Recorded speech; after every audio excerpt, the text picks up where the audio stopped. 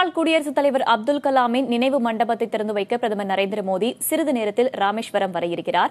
அங்கு பல்வேறு திட்டங்களையும் அவர் தொடக்கி வைக்க இருக்கிறார். இது தொடர்பான விவரங்களை வழங்குவதற்காக நம்முடைய செய்தியாளர் ராமானுஜம் மணிமண்டபத்தின் அருகில் இருக்கிறார். அவரிடம் பேசலாம். ராமானுஜம், இன்னும் கொஞ்ச நேரத்தில் பிரதமர் நரேந்திர மோடி மணிமண்டபத்தை திறந்து வைக்க இருக்கும் நிலையில எதன் அடிப்படையில் மணிமண்டபத்தின் அருகில் இருப்பவர்களுக்கு வாய்ப்பு வழங்கப்படுகிறது என்பதை தொடர்ந்து நாம் பேசலாம். அப்துல் கலாமின் 2வது நினைவு தினத்தையொட்டி 15 கோடி ரூபாய் செலவில் மணிமண்டபம் பேக்கரும்பு பகுதியில் அமைக்கப்பட்டிருக்கிறது.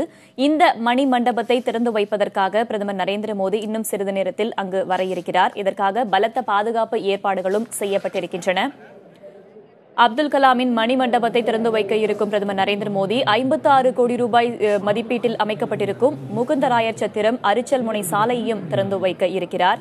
பிரதமர் நரேந்திர மோடி பங்கேற்கும் நிகழ்ச்சியொட்டி ராமேஸ்வரம் மீனவர்கள் இன்று கடலுக்கு செல்லக்கூடாது என்று தடை விதிக்கப்பட்டிருக்கிறது. இந்த மணிமண்டபத்தில் 700 புகைப்படங்கள் அமைந்திருக்கின்றன. அதேபோன்று அப்துல் கலாமின் சுமார் 91 ஓவியங்களும் இந்த மணிமண்டபத்தில் இடம்பெற்றிருக்கின்றன. அவருடைய இளமை பருவம், பள்ளியில் படித்தது, விஞ்ஞானியாக பணியாற்றியது, ராக்கெட் தயாரிப்பில் ஈடுபட்டது, விண்வெளி ஆராய்ச்சியில் ஈடுபட்டது, மாணவர்களுக்கு பாடம் எடுத்தது, குடியரசுத் தலைவராக பதவியேற்று சாரட் வண்டியில் வந்தது ஆகிய முக்கியமான சில புகைப்படங்கள், ஓவியங்கள் இந்த மணிமண்டபத்தில் அமைந்திருக்கின்றன. அதேபோன்று காலத்தால் அழியாத ஓவியங்கள், ஒரே ஓவியத்தில் 50 முகத்தோற்றம் கொண்ட சிறப்பு ஓவியமும் இதில் இடம்பெற்றிருக்கிறது. தொடர்ந்து செய்தியாளர் ராமானுஜம் இணைந்திருக்கிறார். ராமானுஜம், தற்போது நீங்க மணிமண்டபத்தின் அருகில் இருக்கிறீர்கள். காவல்துறையின் அங்கு பலத்த பாதுகாப்பு ஏற்பாடுகள் செய்யப்பட்டிருக்கிறது. அங்கு வரும் மக்களுக்கு எதன் அடிப்படையில் மணிமண்டபம் அருகே செல்ல வாய்ப்பு வழங்கப்படுகிறது?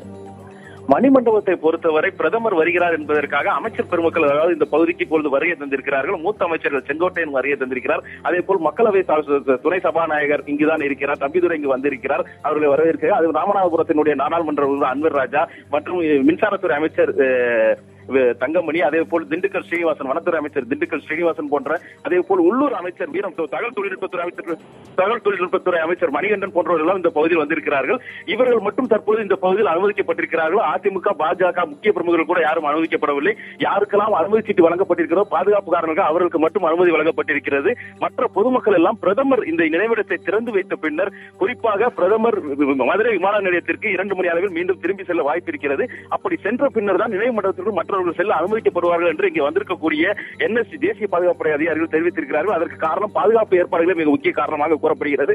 இங்கிருந்து பிரதமர் சென்றவுடன் அவர் நேரடியாக விழா மேடைக்கு செல்கிறார். விழா மேடையில் சுமார் ஒரு 20 நிமிடங்கள் அங்கு இருக்கிறார். அங்கிருந்து 4 திட்டங்களை துவக்கி வைக்கிறார். திட்டங்களை துவக்கி வைத்துவிட்டு மக்களிடையே உரையாற்றுகிறார். அவர் உரையாற்றுவதற்கு முன்னதாக தமிழக முதல்வர் எடப்பாடி பழனிசாமி உரையாற்றுகிறார். இவர்கள் இருவரும் உரையாற்றியுடன் நிகழ்ச்சி முடிந்தவுடன் உடனடியாக பிரதமர் இங்கிருந்து ஹெலிகாப்டர் மூலம் மதுரைக்கு சென்றடைகிறார். மதுரையிலிருந்து விமானம் மூலமாக டெல்லி சென்றடைகிறார். இதுதான் அவரது திட்டம். பாதுகாப்பு ஏற்பாடுகளை பொறுத்தவரை பொதுமக்களுக்கு எந்த விதமான போக்குவரத்து சிரமமும் இருக்கக்கூடாது என்று.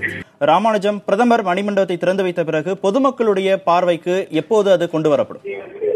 பொதுமக்கள் பார்வைக்கு கொண்டு வரப்படுவது என்பது இன்று மதியம் 2 மணிக்கு மேல் இது வாய்ப்பு இருப்பதாக தகவல்கள் வெளியாகியிருக்கின்றன. இது தொடர்பாக நாம் மக்கள் தொடர்பு அதிகாரிகளை தொடர்பு பொழுது பாதுகாப்பு ஏற்பாடு காரணங்கள் காரணமாக உடனடியாக பொதுமக்கள் அனுமதிக்கப்படவில்லை. குறிப்பாக இந்த பகுதிக்கு விருந்தினர்கள் வருவதற்கு முன் அவர்கள் மட்டும் அனுமதிக்கப்பட்டிருக்கிறார்கள். அப்படி வரக்கூடிய சிறப்பு விருந்தினர்கள் கூட ஆதார் அட்டை என்ற போன்றவெல்லாம் கேட்கப்பட்டிருக்கின்றன. முழுமையாக சோதனைக்கு பின்னர் அந்த அட்டையில் உள்ள ஆவணங்களும் சரியாக இருக்கின்றனவா, அவர்கள் ஏற்கனவே பெயர் பதிவு செய்திருக்க வேண்டும், அந்த பெயர் பட்டியலும் அவர் பெயர்கள் இருந்தால் மட்டுமே அனுமதிக்கப்படுகிறார்கள். இதுதான் இங்கே உள்ள சூழ்நிலையாக இருக்கிறது. தற்பொழுது பிரதமர் மற்றும் முதல்வர் மற்றும் ஆளுநரை வரவேற்பதற்காக தமிழக அமைச்சர்கள் தற்பொழுது மணிமண்டபம் முன்னர் குழுமி இருக்கிறார்கள். அந்த காட்சியை தான் தற்போது நாம் நேரடியாக பார்த்துக் கொண்டிருக்கிறோம். இங்கு பார்த்தீர்கள் என்றால் தகவல் தொழில்நுட்பத்துறை அமைச்சர் உள்ளூர் அமைச்சராக இருக்கிறார். அவர் மணிகண்டன் இங்கு பகுதி வந்திருக்கிறார்.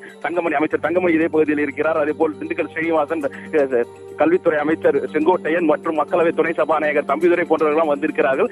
அன்வர் ராஜா இங்கு நாடாளுமன்ற உறுப்பினர் இங்கு இருக்கிறார். இவர்களெல்லாம் வரவேற்க தயாராக இருக்கிறார்கள்.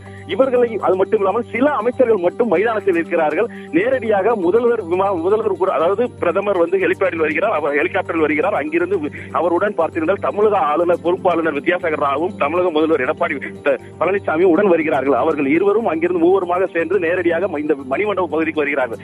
இந்த மணிமண்டபம் என்பது சுமார் ஒரு 2.1 ஏக்கர் பரப்பளவில் அமைந்திருக்கிறது. தமிழக அரசு 4 ஏக்கர் பரப்பளவு கொடுக்கப்பட்டிருக்கிறது. இந்த 2.1 ஏக்கர் பரப்பளவில் அமைந்திருக்கக்கூடிய இந்த மணிமண்டபத்துக்கு பல்வேறு சிறப்பு அம்சங்கள் இருக்கின்றன.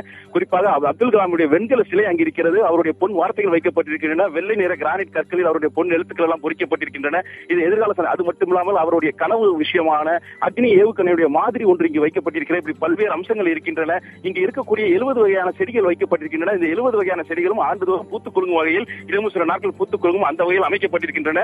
இதை கட்டி முடிப்பதற்கு ஓராண்டு கிட்டத்தட்ட 9 மாத காலம் ஆகியிருக்கிறது. அந்த 9 மாத காலத்தில் சுமார் 700 ஊழியர்கள் பல்வேறு மாநிலங்களை சேர்ந்தவர்கள் இந்த பணியில் ஈடுபட்டிருக்கிறார்கள் என்று இங்கு இருக்கக்கூடிய அதிகாரிகள் தெரிவித்திருக்கிறார்கள். இந்த மணிமண்டபத்தை தொடர்ந்து இதற்கு பின்னர் பார்த்தீங்கன்னா அறிவுசார் பூங்கா ஒன்று இங்கு வர இருக்கிறது. அதில் எதிர்காலம் குறிப்பாக இந்தியா அப்துல் கலாமுடைய கனவு இந்தியா எப்படி அமைய வேண்டும் என்று எதிர்பார்த்தாரோ அது சம்பந்தமான அனைத்து விஷயங்களும் இந்த பகுதியில் தொழில்நுட்ப விஷயங்கள் அனைத்தும் இந்த பகுதியில் அமையும் என தெரிவிக்கப்பட்டிருக்கிறது. அதற்குரிய செயல்பாடுகளை தமிழக அரசு விரைவில் தொடங்கும் என தெரிய வருகிறது. இதுதான் தற்போது இங்க இருக்கக்கூடிய நிலவரம். கார்த்திகேயன்.